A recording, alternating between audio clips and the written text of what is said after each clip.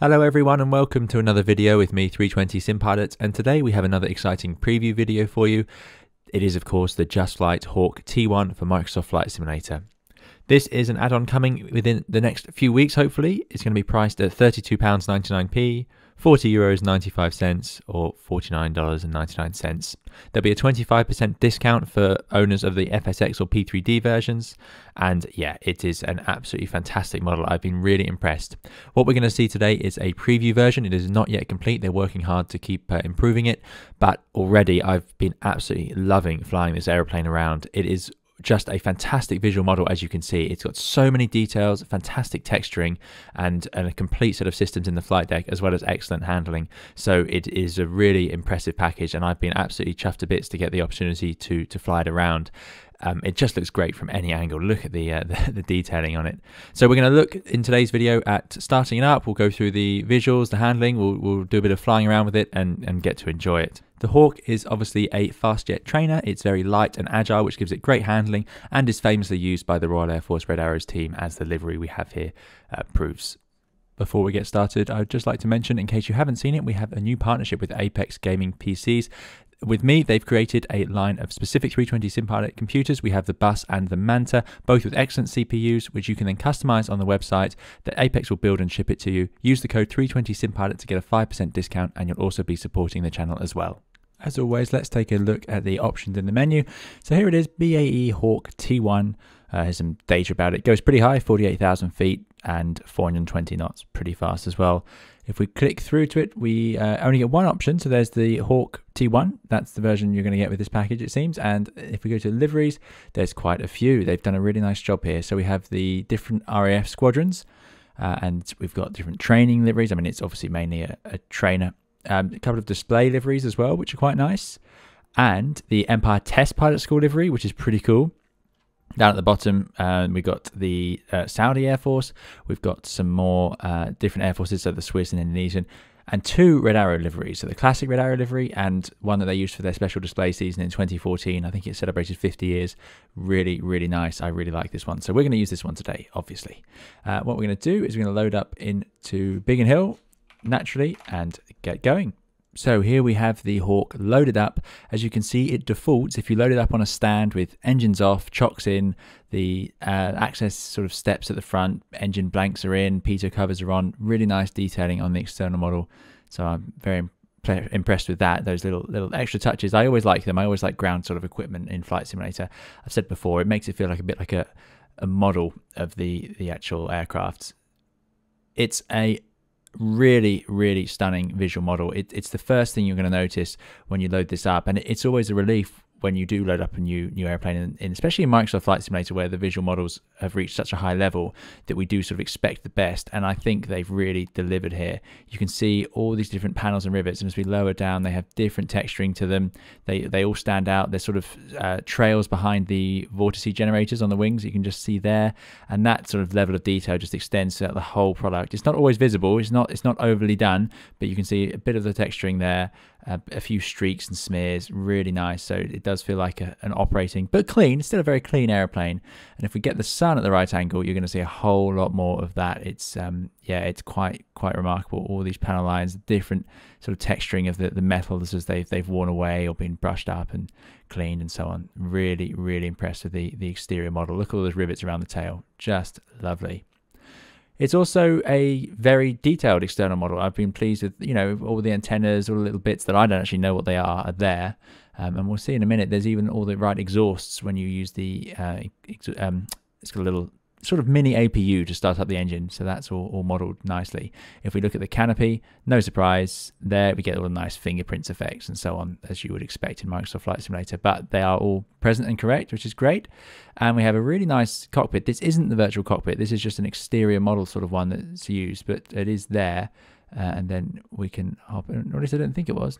No, yeah, as you can see, these dials are not up to scratch. This is, yeah, from this distance, it's so good that it almost tricks me into thinking it's the real one, but it's not. In a second, I'll hop out of the drone and we'll see it for sure. So that's all very nice, and it's a very easy system to remove these bits, and I'll show you how we can do that. Right, so here we are in the cockpit. We've heard that line before on this channel. Very simple. The EFB is down here. You can remove it if you want. You can turn it off and on, and there is a button to get rid of it, which I've forgotten straight away. But yeah, you don't have to have the EFB. But it's nice. They put it down on the seat out the way instead of mounting it in the windows or something like that. So with just like the other JustFlight aircraft, you can adjust the chocks, flag, steps from here, and then we go outside. There you go, just to give you an idea of what I was talking about with those that external model. Look at that. It just looks great. It's as ever in Microsoft Flight Simulator, putting the sun low in the sky will always help, but it still looks great from any angle. This one, there's not really missing a trick. They've got all the texturing really nicely detailed. Right, so those are all gone. You can see we have actually got the steps, the canopy sort of steps that pop out when you have the canopy open, I believe. So let's jump in here, and yeah, that's how you can change those, add the chocks and so on, refill the oxygen bottle. We can close the canopy in here. I'm not going to do that. Oh, let's open a nose hatch. I haven't seen that before, actually. There it is. So you can see, oh, they've even got modeling in there. Often batteries and things are stored up there, but I'm not sure what they would have in the Hawk. This does come with a very detailed manual, which will cover all of that sort of thing. So I highly recommend reading that if you do purchase this aircraft. We're in the Red Arrows config, so that automatically loads up without AIM-9Ms and all this sort of stuff here. We just have the display tank underneath. So that's what we're going to start with. And let's look at this, the sight aircraft option. At the moment, we've just got a little sight out here. If I click on that, we can have the GPS in the sight. And we click it again, we can just have the GPS. Oh, sorry, I've turned it off. There's just the GPS. I don't like having it there at all, but you know, it is very practical to have it available. So I'm going to put it onto the sight. We've got the control set to the front. You can set it to the rear seat, and there's a reason why that's like that. We'll talk about that in a minute, but this is obviously a two-seat aircraft. So there's a few things. Obviously, we've got aircraft states ready for takeoff, start, and cold and dark. We're going to click cold and dark, which just brings those back, I suppose. And we're going to set this airplane up the way the JustFlight manual takes us through. So the manual has an incredible level of detail of all the systems, but really helpfully it does have a tutorial flight, which is really good. So we're going to run through a startup here, and then we'll get the airplane in the air and have a look at that. So hopefully this will give you an idea of what you can expect from systems level on this aircraft. But needless to say, this is a very detailed add-on. It's not, I haven't found many things missing, but it's really quite nice to start up. So we need to jump into the rear seat. To do that, we can go to the camera. We're set to pilot, but let's go to co-pilot. And there we go. A perk of the Microsoft Flight Simulator camera system for once, which is really nice. Brings us back here. And we're going to look down on this left panel. This is obviously a trainer. So you'd have, I think the instructor would sit in the back and the trainee would sit in the front normally. So you have a full suite of controls, really. This isn't like the F-14. This is a proper rear seat. Okay, so we're going to go down to the left console. We're going to set the engine starter switch to on. Now the rear seat is set up, so all I have to do is go back to pilot. Now we're going to check the voltage of the batteries. So this is just to give you a taste. I'm not going to run everything in full detail, but what I will do is just show you some of the details we've got. So up here is battery volts. You can just about see that. See how it's just off the scale bottom. If we turn on battery 1, you'll hear some systems power up and the voltage sit there just below 25 volts. And we'll do the same for 2. And it does the same. If we sit here for too long, this actually starts dropping. I have seen it drop. I was quite impressed with that. I am going to skip a few things for the sake of the video, but we can test all the master warning lights. So this is our little caution warning panel. Lift up the test and do that, and they all light up, so we know they're all working. And we just press that to cancel that noise out, otherwise it keeps going. Right, we're getting ready to start up now, so let's close up the aeroplane. So let's get rid of those stairs outside. Chocks we don't want, covers, flags, steps, we want those all gone, please. Now we're just sitting here. We can close the canopy without cheating on the iPad. We can actually click the handle there. Down it comes. And don't forget, very important, you want to lock it as well. So let's put the beacon onto red so that the ground crew know what we're doing. So they go down and we should have a flashing red beacon. There you go, you can see one underneath the airplane or at the tail, and then there's one on top as well. Now to start up, we'll use something called a little gas turbine starting system. It's like a mini APU, and we're going to start that up first and then use that to start the engine. So all very straightforward, but quite important to get it in the right order. So here we go. I need to firstly move this to start up that process, and then let's just check and get this right. Oh, we just need to switch that on. Sorry, that goes to on. Now I press this little button here. So you can hear the GTS now running, little blue green indicator here. So that's good. If we go outside, you can hear it. It's like a little APU, and you can actually see the hot exhaust coming out of its little port here, which is quite fun. So they've done a good job. So that's the little exhaust area for that gas turbine starting system. Back into the cockpit now. So that's running. That's great. We need that. And what we're going to do is I'm going to put this to start. And when the engine's accelerated, we'll get a rotation indicator and we'll see the RPM go up. I'm going to move this to add fuel. So I'll let you listen to the audio of that. So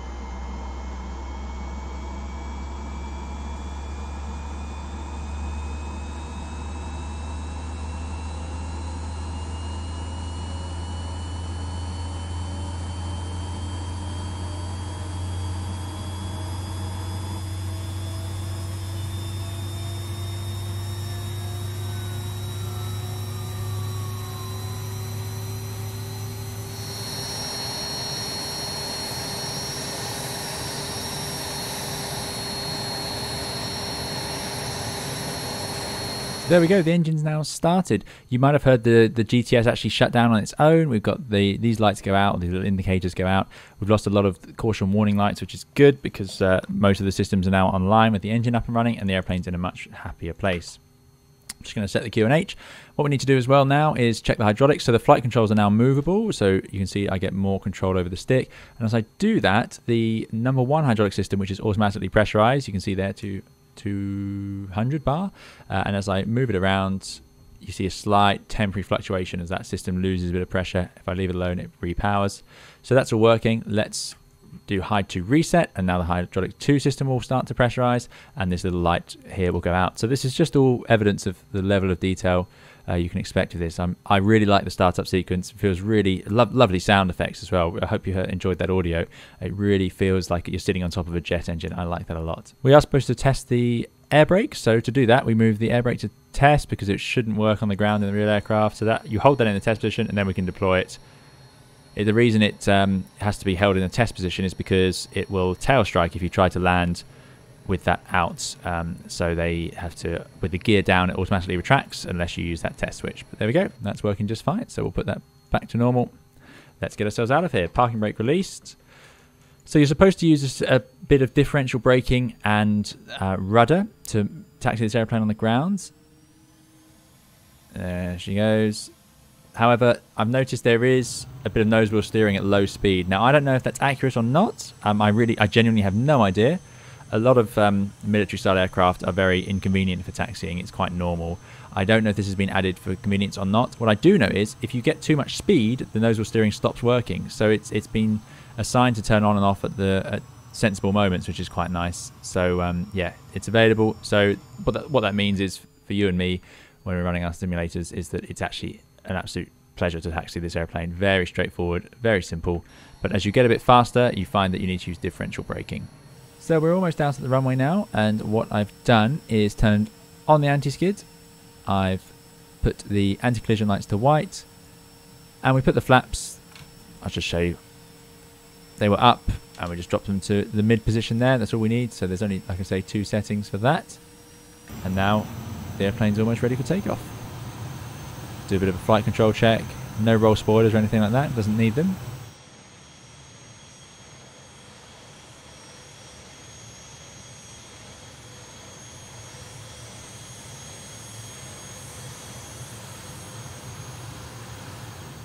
Takeoff technique for the Hawk is a bit of a funny one I've not seen before. What we need to do is we're going to set full power, and then we're going to let the airplane accelerate around 90 knots. We're going to get the nose wheel off the ground, and then we'll stay like that with the nose just off the ground until we get to 120 knots, and then we'll rotate. So let's get going. Full power coming. Shouldn't go over 104%. Don't need any side stick down. Now, there you go. So now we've got a bit of speed on. You can see those rudder pedals are no longer doing nose wheel steering, which is nice. airspeed indicator, quite easy to see, quite clear. So the rudder's effective now. There's 90 knots. I'm just going to hold the nose up slightly. Hold it there, hold it there, hold it there. 120 knots. Let's rotate the aircraft off the ground. Climbing away, positive climb, gear up. Push that little button. And before we reach 200 knots, we need to get the flaps in. So flaps up as well.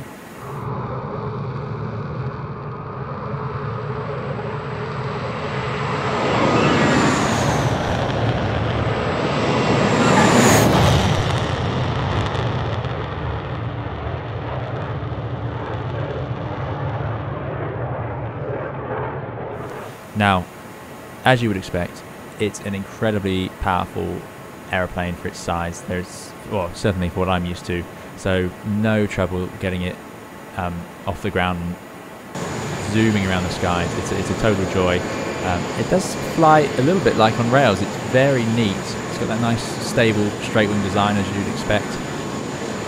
So it's lovely. You can see I haven't put any bank in at all, and it's keeping us nice. So if I do roll it, round it goes, no problem. Anything you see, poor aerobatics wise, is my lack of ability. So what are we doing now? So we're just coming up to 300 knots, still climbing. So there's 4,000 feet. Let's try and level off there. Bring the power back. No auto thrust, of course. No autopilot either, although JustFlight do actually include one. So let's show you that. Now we're in the air. In fact, before we do that, let's show you a few aerobatics, because that's obviously what we're here for. So let's head back to Biggin Hill and do a bit of a routine.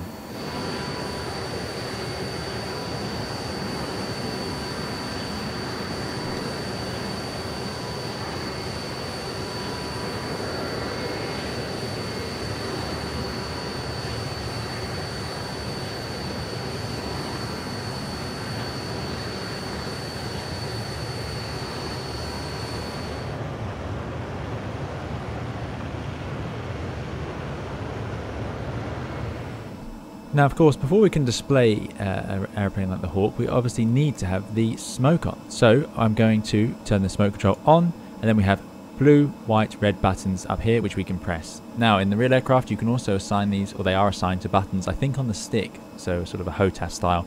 And you can do that in Flight Simulator if you'd like. I haven't got that set up yet, but let's try out the white smoke. So I press that, and this is going to be terrible. Terrible arrival. The red arrows would never do this.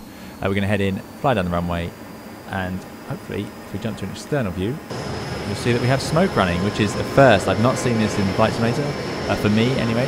It may be already out there, but look at that, which is a total joy. It was something in FSX, and it's nice to see it finally return.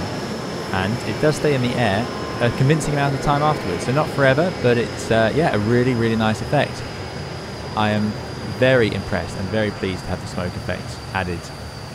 Hopefully, one day, and this is a hope, not an actual feature yet, we'll be able to have this where, I'll imagine if in multiplayer we could all control our own smoke and fly in these aircraft together. That would just be a real treat. But for now, your controls will actually affect the other Hawks in multiplayer, so that's not quite possible, but I believe they are looking into ways that they can fix this. Total treat though, absolutely chuffed to bits to have the smoke effect in this thing again.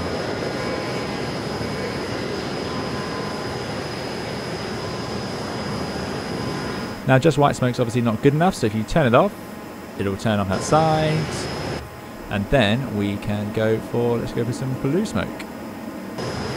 And there it is, working as you would hope. Yeah, we've given up on our show over over Biggin Hill. Obviously, we're going to not see that now, or they're not going to be seeing much of us. But to have different coloured smoke, you could do this in FSX, but you had to change something in one of the files, but you could change the colour of the smoke. But I was very impressed to see a built-in system where by pressing buttons in the cockpit, we can actually change it to the right colour in the simulator. And what is fun as well is, of course, if we were to roll level, oh, better than that, those rounds. Give it a thrust on. You can see our smoke trail in the sky. A bit faint with the blue, obviously, against the blue sky, but there it is. So it's all there, and obviously that means in virtual reality you can fly through your own smoke and try and draw things and all sorts. great fun. There's a lot to be said for that. Final one, of course. Turn off blue, go for red. And if we look behind us, hopefully... Oh, don't turn the other way. You'll see it's gone red.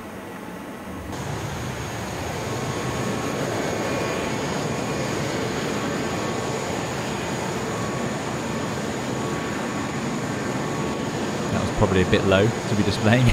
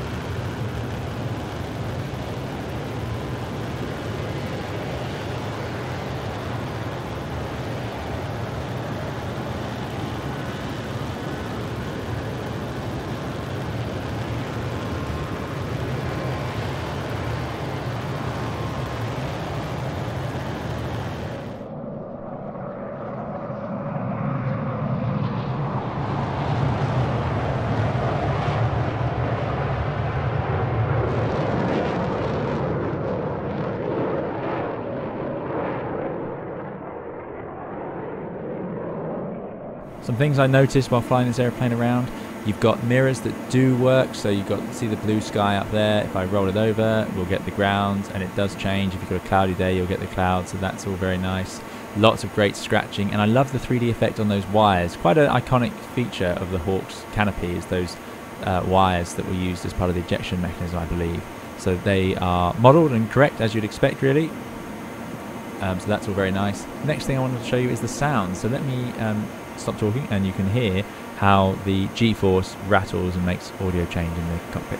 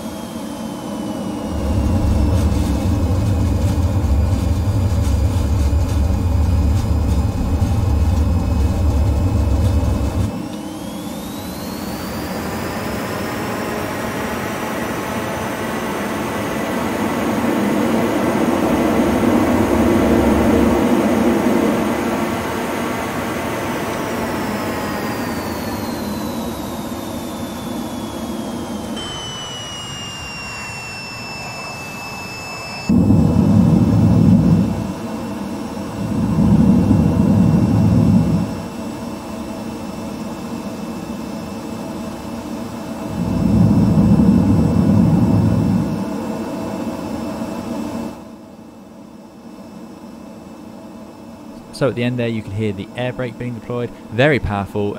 It's got, as far as I can tell, only one position, which is on or off. You deploy it, you get that little white marker on the instrument panel and you can hear the rumble, and it really does take the energy out of the airplane. Very effective.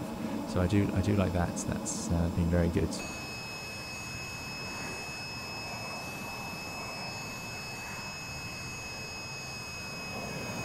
In terms of handling, as you can see, it's a sensitive, high-speed sort of jet trainer. It's designed for training pilots who are going to go on and fly fast jets, so obviously it's no slouch. It really does nip around, and it's very nice. The yeah, you can see the roll rate when you have a bit of airspeed is very high, but if we deploy the speed brakes, slow right down, we're doing 300 knots after all, we are whizzing around. It does, you know, it feels like a really sporty little aircraft. It's a very light airplane. It's under, I think it could be under 5 tons, so it's not heavy at all. Speed right back at 200 knots, and now you can see how it starts to go mushy, and we get a bit of delay in that input, not really doing so much. If I keep the nose up, it will stall. You can hear the rumble, which is nice. I like those effects. We are still climbing. Let's get the speed right back. Hasn't got any slats on the front or leading edge, high angle of attack, and there's the stall. Just wallowing around, losing altitudes. Quite benign though. Nice straight wing. Speed brake away, nose down, power on. Put ourselves out. But you can hear that angle of attack as you reach the high speeds. Yeah, that's quite nice. Being able to sense these things from the audio or the rumbling is always a real bonus of the hand flying of these sorts of aircraft. So very pleased with that. Now, if you aren't into your aerobatics or your hand flying, or maybe you want to head over to the Airshow, you can use the autopilot. JustFlight did this just to give you the option. So we can come down to our little iPad down here, and I'm going to press toggle master, toggle out hold, toggle heading hold. And now it'll sort of cruise along safely for us as I give it a chance to level out. I've still got to do these thrusts though. We can enable the rear pilot, and it automatically adds the weight in, and now there they are, sitting in the back, which is nice. Another detail I'd like to show you here.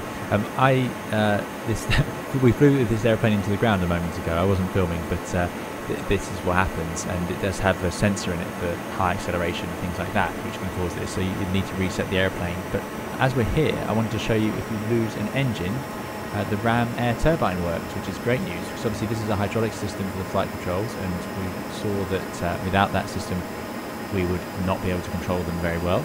So let's turn off the engine. So I'm going to bring it back, click it into the field off, and then we're going to jump into the drone, and as we slow down, there we go, the ram air turbine will pop out from here, just behind the exhaust for that gas starter. There it is, and that is now going to power our hydraulic system. Isn't that fantastic? Such a great little detail.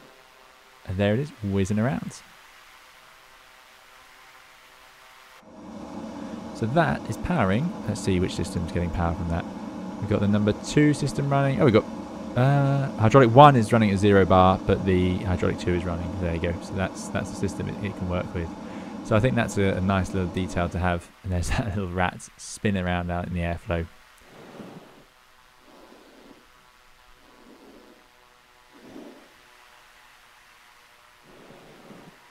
Sadly, I'm not really sure where we'd take this airplane now without its engine. I suppose you'd glide it to a field somewhere. The eject handle doesn't work. Not that I can make it work. So what it does, it just removes the front joystick. No surprise there.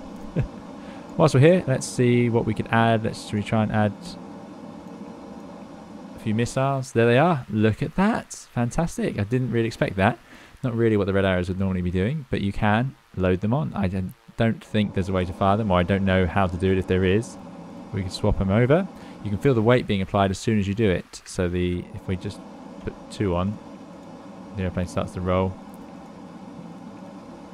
Tells you what system it's on. Look at that. Fantastic. So you can really have a nice set of equipment attached to your Hawk. I didn't realise there'd be quite so many. I'm probably primarily going to find myself in the Red Arrows livery. I'm not going to lie. That's where I foresee myself. But still, pretty great to have that added in. This is a really nice model to have in a simulator, no doubt. What else have we got? Gun pod. Oh, there you go. Still in red.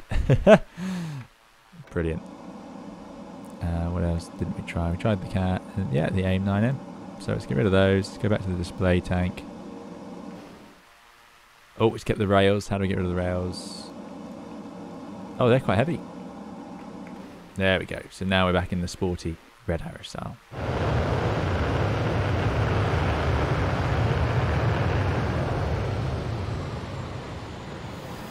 Okay, so we've had our fun now. It's time to head back in for a landing. We're going to land on runway 21. There's a threshold down there. This is going to be an absolutely abysmal sort of visual join. But we're a bit high and fast here, doing 220 knots is okay. We are a bit high. Let's deploy that speed brake. Incredibly effective. You really feel it decelerate the airplane instantly. I do like it. So down we go. 2,000 feet per minute there, and the speed's not even increasing. And we'll just head on the downward leg.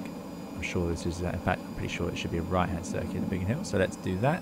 Round we go. Landing this airplane seems relatively straightforward from the technique described in the manual. So no surprise, we're going to want to trim it out.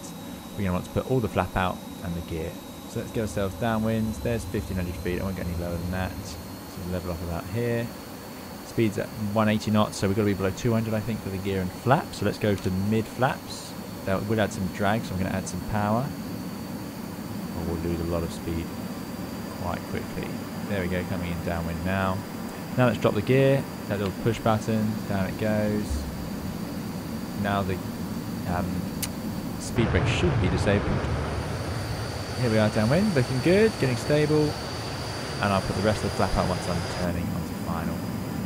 It actually turns into a very stable aeroplane. So for flying approaches, this is a really surprisingly nice. Obviously, it's quite a sensitive airplane at high speed when it's clean. When you want to fly approaches, I'm completely hands off at the moment. I'm doing nothing, and it's staying relatively stable. So it is quite nice for that.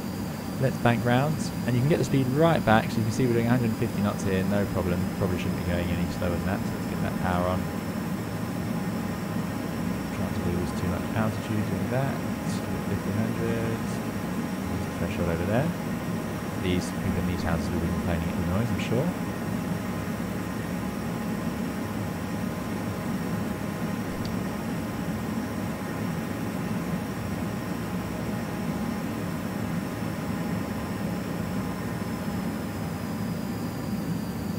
Okay, running out onto final, sitting a little bit high. Let's get the rest of the flap out. Sitting very high, actually. So there's 150 knots. I want to get it back to about 130. So I'm going to keep trimming the nose up, letting the speed wash off. Back at idle power. So we'll start adding in the power now. That's a very high sink rate. But this is an aerobatic airplane. Surely we're allowed to push the envelope a bit. There's 130 knots. So trim it out from there, and then get the power in. There's 130 trims. Still a bit high. Gears down. We've got the 3 greens. We've got the full flap. And on landing, the only difficult part is the rollout, because at first you won't have any sort of steering. You're just relying on the rudder and maybe a bit of differential braking. Speed's back to 120. A little bit slow. Get the power on.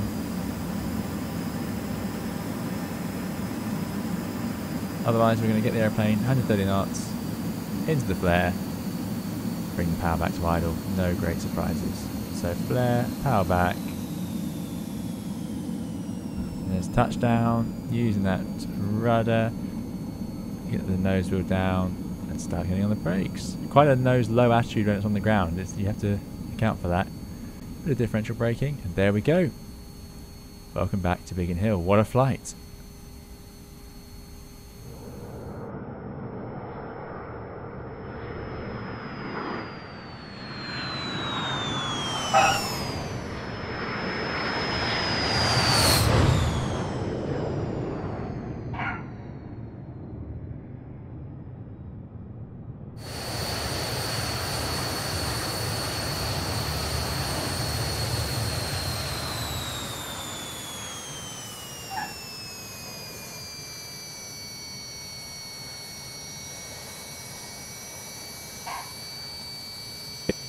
So that's all for today's video. Thank you very much for watching. I have had an absolute blast flying this Hawk in Microsoft Flight Simulator. So this is the JustFlight Hawk T1 for Microsoft Flight Simulator, releasing within the next few weeks, hopefully. It was sent over kindly by JustFlight, so thank you to them for sending it over. But these opinions have all been my own. I've just been trying it out, and I have been so impressed. It's one of my favorite aircraft that I've used in a simulator, period. It has just been absolute joy to spend some time with. So I'm looking forward to spending more time with it. Maybe we'll do some startups, some more flights with it, and see what else we can get out of the systems. So as ever, thank you very much for watching. Please do subscribe if you'd like to see more live streams or videos, and we'll see you again in another live stream or video very soon. Thank you. Bye bye.